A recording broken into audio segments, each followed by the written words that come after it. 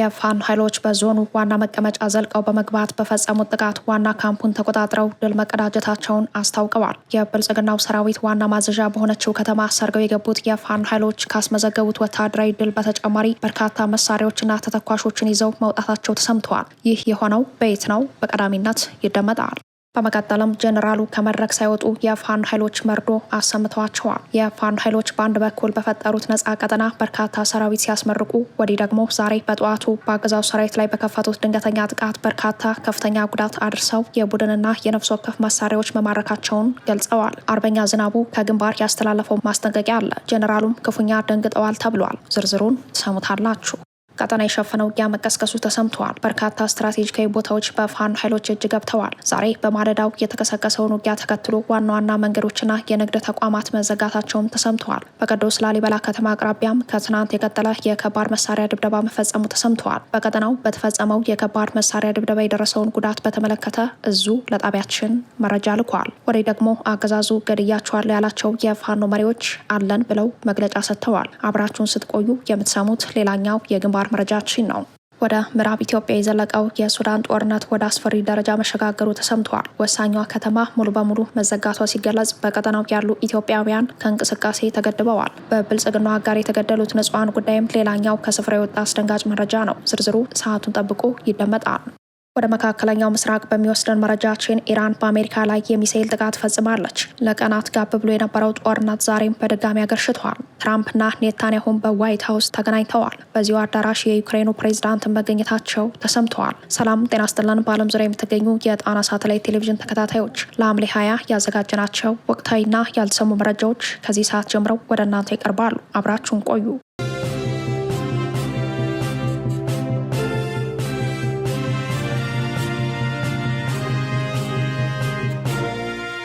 የፋኖ ተጋድሎ በደብረ ታቦር ከተማ። የፋኖ ኃይሎች በደብረ ታቦር ከተማ ዘልቀው በመግባት በአገዛዙ ሰራዊት ላይ ድንገተኛ ጥቃት መክፈታቸውን አስታወቁ። የአፋብኃኝ ጎንደር ጠቅላይ ግዛት በላይ እዝ የሜጀር ጀኔራል ውባንተ አባተ ኮር የህዝብ ግንኙነት ክፍል እንዳስታወቀው ዝክረ ሰማዕታት ሙሉቀን አለኸኝ መታሰቢያ በሜጀር ጀኔራል ውባንተ አባተ ተወርዋሪ ክፍለ ጦር ደብረ ታቦር ከተማ ላይ ልዩ ኦፕሬሽን ተፈጽሟል ብለዋል። እንደ ህዝብ ግንኙነት ክፍሉ ገለጻ የሜጀር ጀኔራል ውባንተ አባተ ተወርዋሪ ክፍለ ጦር ቴዎድሮስ ብርጌድ አህዶችና የብርጌዱ ልዩ ዘመቻ ግዳጅ ፈጻሚ ሆኑ 18 አብሪ ኮከቦች በሰሩት የተጠና ኦፕሬሽን በደብረ ታቦር ከተማ አጼ ቴዎድሮስ ክፍለ ከተማ ስር በሚገኘው ቀበሌ 8 አስተዳደር ፖሊስ ጣቢያ ላይ ድንገተኛ ጥቃት ፈጽመው በቦታው በሚገኘው የብልጽግናው ጥምር ጦር ላይ ከፍተኛ የሆነ ወታደራዊ ኪሳራ አድርሰውበታል ብለዋል። የፋኖ ኃይሎች ከሌሊቱ 10 ሰዓት ወደ ደብረ ታቦር ከተማ ዘልቀው በመግባት ባደረጉት ውጊያ በርካታ የጥምር ጦር አባላት እርምጃ እንደተወሰደባቸው የተገለጸ ሲሆን በአጼ ቴዎድሮስ ክፍለ ከተማ ስር የሚገኘው 8ኛ ፖሊስ ጣቢያ በፋኖ ኃይሎች ቁጥጥር ስር ገብቶ እንደነበር ለማወቅ ተችሏል። ወደ ደብረ ታቦር ከተማ ዘልቀው የገቡት የፋኖ ኃይሎች ፖሊስ ጣቢያውን ተቆጣጥረው በርካታ መሳሪያዎችንና ተተኳሾችን በእጃቸው ማስገባታቸውንና በካምፕ ውስጥ የነበሩ ሌሎች ወታደራዊ ቁሳቁሶችም ውድመት ማድረሳቸው ተገልጸዋል። የፋኖ ኃይሎች በሰርጎ ገብ ኦፕሬሽን ወደ ከተማ ዘልቀው መግባታቸውን ተከትሎ በደብረ ታቦር ከተማ ሰፍሮ የሚገኘው የብልጽግናው ሰራዊት በሞርተር በዲሽቃና በሌሎች ከባድ መሳሪያዎች የታገዘ ድብደባ መፈጸሙ ተሰምተዋል። የጣና ሳተላይት ቴሌቪዥን ምንጮች እንደገለጹት በከተማዋ ጸውር ኪዳነ ምሕረት ቀጭን መስክና ደብረ ታቦር ኢየሱስ አካባቢዎች ከፍተኛ የተኩስ ልውውጥ ሲደረግባቸው አርፍዷል። እንደ ምንጮቻችን ገለጻ የፋኖ ኃይሎች በካምፕ ላይ ጥቃት አድርሰው ከወጡ በኋላም የከባድ መሳሪያ ድብደባዎች ተጠናክረው የቀጠሉ ሲሆን ታቦር ተራራ ላይ ሰፍሮ የሚገኘው የብልጽግናው ሰራዊት ባስወነጨፈው የሞርተር ቅንቡላ በከተማዋ መዳረሻ መለው ተብሎ በሚጠራ ስፍራ በንጹሐን ሀብት ንብረት ላይ ጉዳት አድርሷል ብለዋል። ውጥረቱ እስከ እኩለ ቀን ድረስ መቀጠሉን የገለጹት የከተማዋ ነዋሪዎች በበኩላቸው በደብረ ታቦር ከተማ ቴዎድሮስ አደባባይን ጨምሮ በሌሎች የከተማዋ ክፍሎች ባለሶስት እግር ተሽከርካሪዎች እንቅስቃሴ ተከልክሎ እንደነበር ተናግረዋል። ይህ በእንዲህ እንዳለ የአፋብኃኝ ጎንደር ጠቅላይ ግዛት በላይ እዝ አዲሱ ስራ አስፈጻሚ በሁለተኛ ቀን ውይይቱ ወቅታዊውን የቀጠናውን ጂኦ ፖለቲካዊ አስተላለፍና ስትራቴጂካዊ ሁኔታዎች ላይ ስልጠናዊ ግምገማ ማድረጉን የእዙ የህዝብ ግንኙነት መምሪያ አስታውቋል። እንደ ህዝብ ግንኙነት መምሪያው ገለጻ አዲሱ ስራ አስፈጻሚ በሁለተኛው ቀን ውይይቱ የምስራቅ አፍሪካ ቀጠና የበርካታ ሀገር በቀልና ቀጠናዊ የፖለቲካ ኃይሎች የፍላጎት መገናኛና የትግል አውድ መሆኑን በመገንዘብ ይህንኑ ታሳቢ ያደረገ የኃይል አስተላለፍ ትናንት አድርጓል ብለዋል። በዚህም የተቋሙን የወደፊት ስትራቴጂካዊ አቅጣጫ ለመወሰን የሚያስችሉ ፖለቲካዊ፣ ወታደራዊ፣ ማህበራዊና ኢኮኖሚያዊ ጉዳዮች ላይ ሰፊና ጥልቅ ውይይት በማድረግ ለቀጣይ የድርጅቱ ግብዓት ይሆናሉ የተባሉ ጉዳዮች ላይ ሀሳብ ተሰጥቶበታል። የወደፊት አቅጣጫም ተቀምጧል ተብሏል። የውይይቱ መድረኩ የተካሄደው በአፋብን ምክትል ሰብሳቢና ለወታደራዊ ጉዳዮች ኃላፊ አርበኛ ሀብቴ ወልዴ፣ የፖለቲካ መምሪያ ኃላፊ አርበኛ ረዳት ፕሮፌሰር ጌታ አስራደ እንዲሁም ሌሎች ከፍተኛ የድርጅቱ አመራሮች በተገኙበት ነው።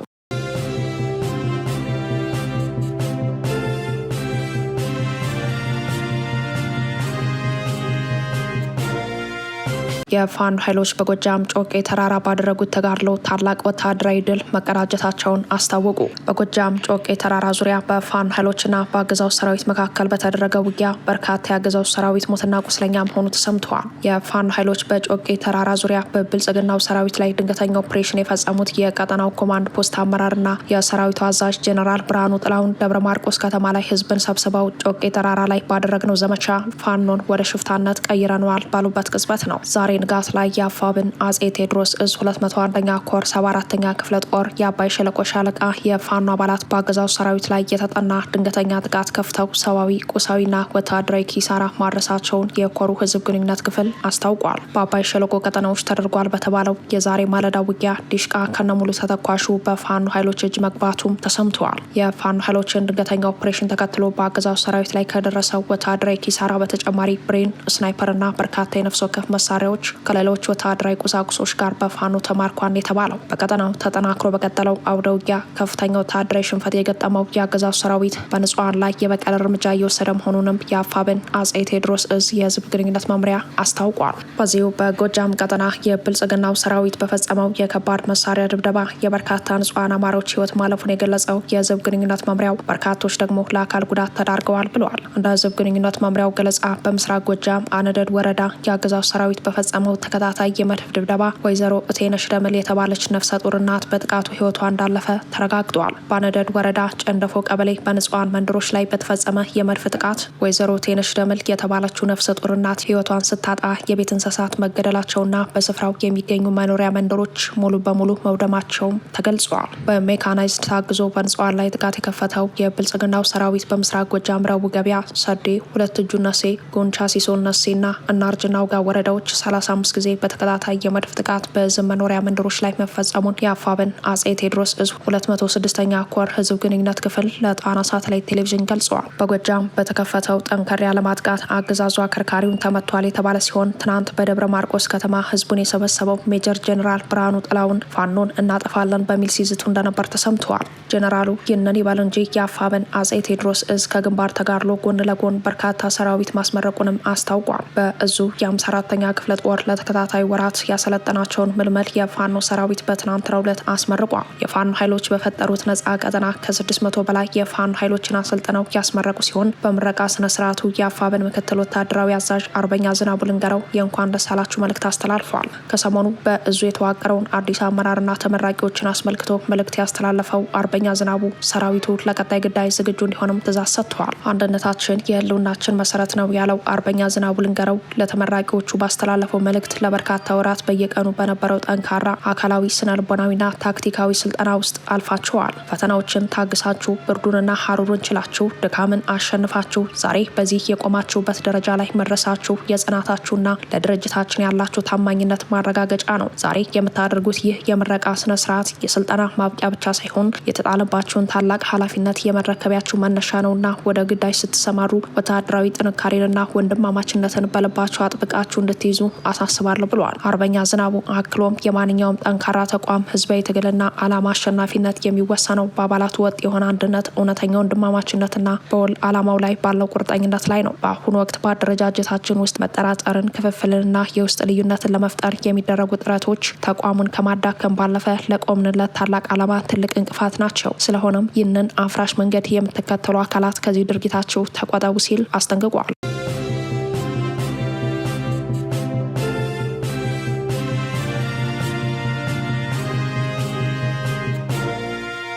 የፋኖ ኃይሎች ተጋድሎ በወሎ የፋኖ ኃይሎች በደቡብና ሰሜን ወሎ ዞኖች በአገዛዙ ሰራዊት ላይ የተቀናጀ ውጊያ መክፈታቸው ተገልጿል።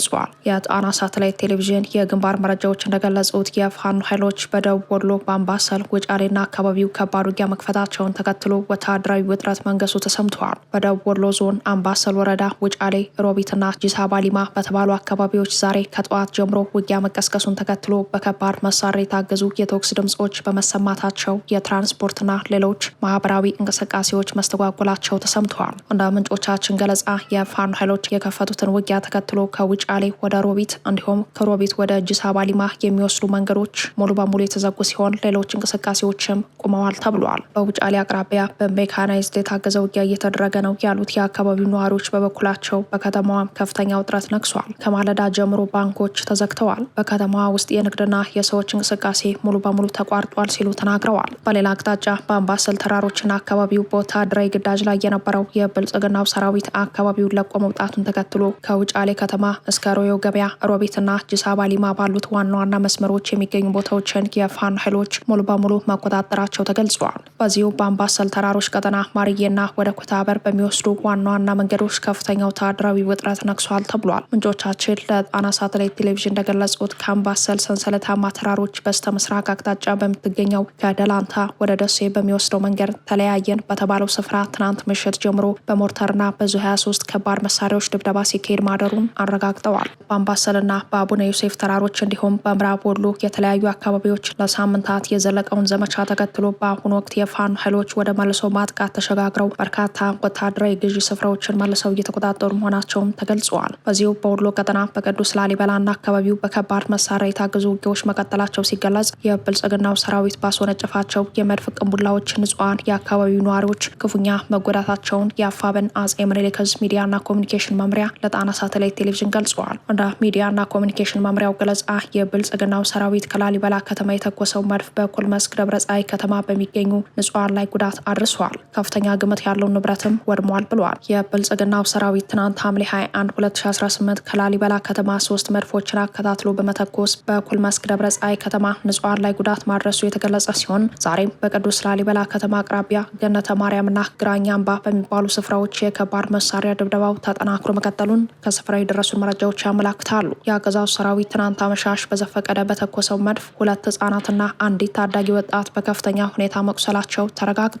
ከዚህ በተጨማሪ በአገዛዙ ሰራዊት የዘፈቀደ የመድፍ ድብደባ በኩል መስክ ደብረ ፀሐይ ከተማ የሚገኝ ዘመናዊ መኖሪያ ቤት ሙሉ በሙሉ መውደሙም ተነግሯል። የአገዛዙ ሰራዊት በኩል መስክ ደብረ ፀሐይ ከተማ የዘፈቀደ የመድፍ ድብደባ የፈጸመው ከላሊበላና ሹምሻ በመነሳት በሁለት አቅጣጫ እንቅስቃሴ ላይ በነበረበት ወቅት በፋኖ ኃይሎች ድንገተኛ ጥቃት ተፈጽሞበት ከ30 በላይ ሰራዊቱ ሞትና ቁስለኛ መሆኑን ተከትሎ በንጹሐን ላይ የበቀል እርምጃ ለመፈጸም በወሰደው እርምጃ ነው ተብሏል። በሌላ ዜና በሸዋ ቀጠና እየተደረገ ባለው መጠነ ሰፊ ወታደራዊ ዘመቻ የብልጽግናው 103ኛ ኮማንዶ ክፍለ ጦር እርምጃ ወስጄባቸዋለሁ ያላቸው የፋኖ አመራሮች እኛ ጠላትን በመቅጣት ላይ ነን አልሞትንም በማለት በሰጡት መግለጫ አጋልጠውታል። የብልጽግናው 103ኛ ኮማንዶ ክፍለ ጦር የአጼ አምደ ጽዮን ኮር አካል የሆነውን የራምቦ ክፍለ ጦር አባላትና አመራሮችን እርምጃ ወስጄባቸዋለሁ፣ ቀሪዎችን ደግሞ አቁስያለሁ በማለት ይፋዊ መግለጫ መስጠቱ ይታወሳል። በአገዛዙ ሰራዊት እርምጃ ተወሰደባቸው የተባሉ አመራሮችን በሙሉ ጤንነት በመደበኛ የግዳጅ ስራቸው ላይ መሆናቸውን የኮሩ ሚዲያና ኮሚኒኬሽን አነጋግሮ ለጣና ሳተላይት ቴሌቪዥን በላከው መረጃ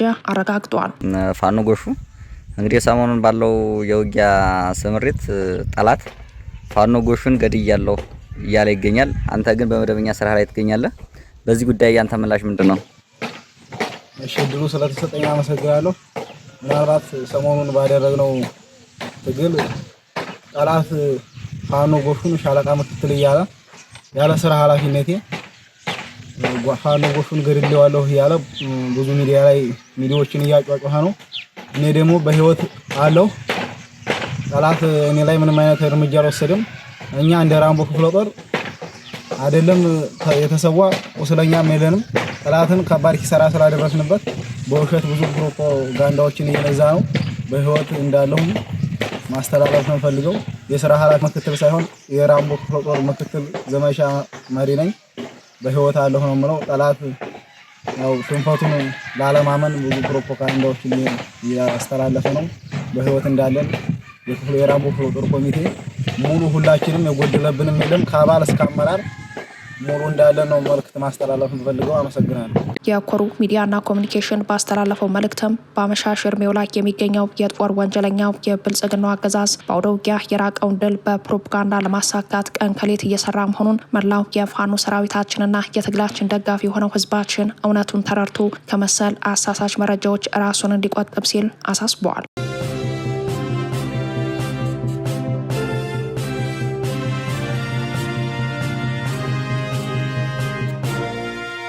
የሱዳን ተዋጊ ኃይሎች በምዕራብ ኢትዮጵያ አቅራቢያ ከባድ ውጊያ እያደረጉ መሆኑ ተሰምተዋል። ዛሬ የተቀሰቀሰውን ከባድ ውጊያ ተከትሎ የድንበር ከተማዋ ኩርሙክ ዋነኛ የውጊያ ቀጠና መሆኗ የተገለጸ ሲሆን በቀጠናው የኢትዮጵያውያን ዜጎች እንቅስቃሴ ሙሉ በሙሉ ተገድቧል ተብሏል። በኢትዮጵያና ሱዳን ድንበር ላይ የምትገኘው ዋና የንግድ መተላለፊያ የሆነችው ኩርሙክ ከተማ በሁለቱ ተዋጊ ኃይሎች ተከባ በአሁኑ ሰዓት በተኩስ እየተናጠች ነው ተብሏል። የጣና ሳተላይት ቴሌቪዥን ወታደራዊ ምንጮች እንደገለጹት የሱዳን ፈጥኖ ደራሽ ኃይሎች ወደ ኩርሙክ ከተማ መግባታቸውን ተከትሎ በአካባቢው በተቀሰቀሰው ውጊያ የሞርተር ዲሽቃ፣ መድፍና ዙ23 እና የሌሎች ከባባድ መሳሪያዎች ድብደባ እየተፈጸመባት ነው ተብሏል። ወታደራዊ ምንጮቻችን አክለው በኩርሙክ ከተማ በሚገኙ ጫካዎች የብልጽግናው ሰራዊት በዙ23 ታንክ፣ ሞርተር እንዲሁም ሌሎች የሜካናይዝድ መሳሪያዎችን ጠምዶ እንደሚገኝ አስታውቋል። በሌላ በኩል የሱዳን ፈጥኖ ድራሽ ኃይል ከቀላል እስከ ከባባድ የጦር መሳሪያዎችን አሰልፈው የብልጽግናውን ወታደር እንደ ደጀን በመጠቀም ከሱዳን ብሔራዊ ጦር ጋር በከባድ መሳሪያ የታገዘ ውጊያ እያደረጉ እንደሚገኙ ተመላክቷል። በአሁኑ ሰዓት በኩርሙክ ከተማ ምንም አይነት እንቅስቃሴ አለመኖሩን የገለጹት ምንጮች ከዚህ በተጨማሪም በኩርሙክ ወረዳ ባሉ የገጠር ቀበሌዎች በሚገኙ የወርቅ ማውጫ ቦታዎች በንግድና ትራንስፖርት ተሰማርተው ህይወታቸውን ይመሩ የነበሩ ኢትዮጵያውያን በፈጥኖ ደራሽ ታጣቂዎች አማካኝነት ህይወታቸው እያለፈ መሆኑን ተከትሎ ቀጠናው በእጅጉ አስፈሪ ሆኗል ተብሏል። ከስፍራው የወጡ መረጃዎች እንደሚያመላክቱት የሱዳን ፈጥኖ ደራሽ ኃይሎች በተደጋጋሚ በሚፈጽሙት የግድያና የዘረፋ ወንጀል ምክንያት በአሁኑ ወቅት ከሆረዛብ ከተማ ወደ ኩርሙክ ከተማም ሆነ ወደ አካባቢው ኢትዮጵያውያን እንዳይገቡ ሙሉ በሙሉ መታገዳቸው ተገልጿል። በሱዳን በሁለቱ ኃይሎች መካከል የሚደረገው የእርስ በርስ ውጊያ ተጠናክሮ በቀጠለበት በሰሜን ኮርዶፋን የፈጥኖ ድራሽ ኃይል ድሮኖች በአልኦቤይድ ከተማ የሚገኙትን የጠበቆች ማህበር ዋና መስሪያ ቤትና የግብርና ባንክ ህንፃዎችን ሙሉ በሙሉ ማውደማቸውን ሱዳን ትሪቢዩን ዘግቧል። ይህንን ጥቃት ተከትሎ የሱዳን ብሔራዊ ጦር አካሂዶታል በተባለው ልዩ ዘመቻ መሳሪያዎች በርካታ ድሮኖችና የአርኤስኤፍ የጦር መሳሪያና ጥይት መጋዘኖችን መማረኩን የሀገሪቱ መገናኛ ብዙኃን እየዘገቡ ነው።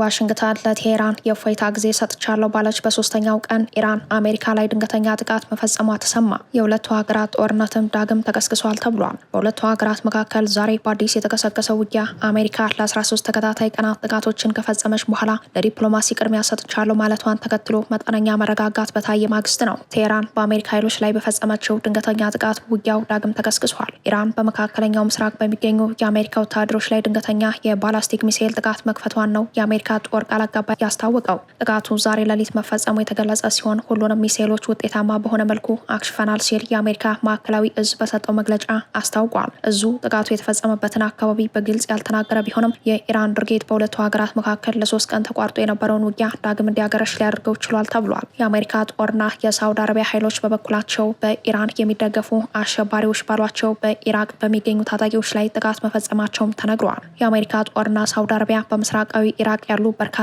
የአሸባሪዎች መገናኛና የጦር መሳሪያ ማከማቻዎችን በተደጋጋሚ መደብደባቸውን የተገለጸው የአሜሪካ ጦር የድብደባ ባለፉት 72 ሰዓታት ውስጥ በኢራን እስላማዊ አብዮታዊ ዘብ የተመሩ ከ30 በላይ የአየር ላይ ድሮን ጥቃቶች ላይ የተወሰደ ጠንካራ ምላሽ መሆኑን ገልጸዋል። የኢራን ጦርና የሽብር ወኪሎቹ ተጨማሪ የአሜሪካ ወታደራዊ ምላሽን ለማስቀረት እነዚህን ጥቃቶች ማቆም አለባቸው ሲልም የአሜሪካ ጦር ዛሬ በሰጠው መግለጫ አስጠንቅቋል። ሳውዲ አረቢያ በበኩሏ በሀገሪቱ ምስራቃዊ ክፍል የሚገኙ የፔትሮሊየም ተቋማትን ኢላማ ያደረጉ ሚሳኤሎችን ማክሸፏን አስታውቃለች። የጦሩ ቃል አቀባይ ሜጀር ጀነራል ቱርኪ አልማላኪ የድሮን ጥቃቶቹ የተከፈቱት በኢራቅ ውስጥ በሚገኙና ከኢራን ጋር ግንኙነት ባላቸው ቡድኖች ነው ሲሉ ከሰዋል። በአሜሪካ ኃይሎች ላይ ድንገተኛ ጥቃት ፈጽማለች የተባለችው ቴሄራን እስካሁን ድረስ በጉዳዩ ላይ የሰጠችው ማብራሪያ የለም። ኢራን ፈጸመችው የተባለው ጥቃት ሁለቱ ሀገራት ዳግም ለድርድር ይቀመጣሉ የሚለውን ተስፋ እንዲደበዝዝ አድርጎታል። ይህ በእንዲህ እንዳለ ፕሬዚዳንት ዶናልድ ትራምፕ ከዩክሬኑ ፕሬዚዳንት ቮሎዲሚር ዘለንስኪና ከእስራኤል ጠቅላይ ሚኒስትር ቤንያሚን ኔታንያሁ ጋር መነጋገራቸው ተሰምተዋል። ከውይይቱ በኋላ ዋይት ሀውስ በወጣው መግለጫ ንግግሩ አዎንታዊና ፍሬያማ ነበር ብሏል። የዩክሬኑ ፕሬዝዳንት ዘለንስኪና የዋሽንግተኑ አለቃ ዶናልድ ትራምፕ ኪየቭ አሜሪካ የአየር መከላከያዋን እንድታጠናክር ባላት ተስፋ ዙሪያ መምከራቸው ተሰምተዋል። ኔታንያሁ በበኩላቸው የአሜሪካና እስራኤል ወዳጅነት በኢራን ጦርነት ላይ በነበረው ሰጥ አገባ ምክንያት በሻከረበት ወቅት ወደ ዋይት ሀውስ አቅንተው ከትራምፕ ጋር ተነጋግረዋል። በዝግ የተደረገው የሁለቱ መሪዎች ንግግር በጥሩ ሁኔታ መካሄዱን ዶናልድ ትራምፕ በትሩ ሶሻል ገጻቸው ላይ አስታውቀዋል። ከዩክሬኑ ፕሬዝዳንት ጋር የተገናኙት ትራምፕ ምንም እንኳን የአሜሪካ ወታደራዊ እርዳታን በሚመለከት በይፋ የተረጋገጠ ባይሆንም ዘለንስኪ ከንግግሩ በኋላ ፓትሪዮት ሚሳይሎችን ሀገር ውስጥ ለማምረት ትራምፕ ለዩክሬን ፍቃድ ለመስጠት ተስማምተዋል ብለዋል።